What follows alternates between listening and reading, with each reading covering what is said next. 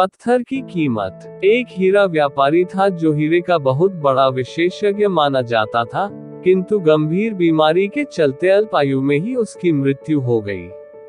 अपने पीछे वह अपनी पत्नी और बेटा छोड़ गया। जब बेटा बड़ा हुआ तो उसकी मां ने कहा, बेटा, मरने से पहले तुम्हारे पिताजी ये पत्थर छोड़ गए थे, तुम इसे लेकर बाजार जाओ और इसकी कीमत का पता लगा। ध्यान रहे कि तुम्हें केवल कीमत पता करनी है, इसे बेचना नहीं है। युवक पत्थर लेकर निकला। सबसे पहले उसे एक सब्जी बेचने वाली महिला मिली। अम्मा, तुम इस पत्थर के बदले मुझे क्या दे सकती हो? युवक ने पूछा।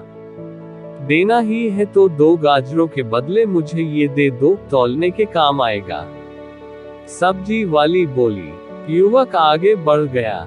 इस बार वो एक दुकानदार के पास गया और उससे पत्थर की कीमत जानना चाहिए। दुकानदार बोला, इसके बदले मैं अधिक से अधिक 500 रुपए दे सकता हूँ, देना हो तो दो, नहीं तो आगे बढ़ जाओ।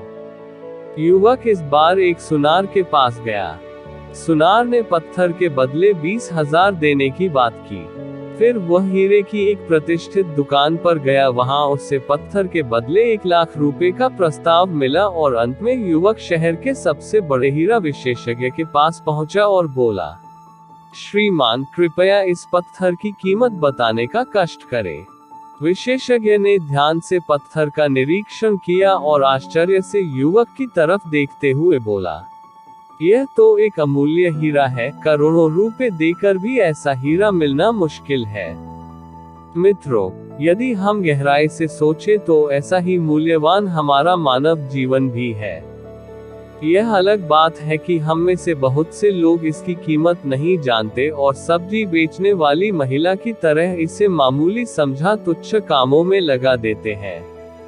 आइए हम प्रार्थना करें कि ईश्वर हमें इस मूल्यवान जीवन को समझने की सद्बुद्धि दे और हम हीरे के विशेषज्ञ की तरह इस जीवन का मूल्य आंक सकें।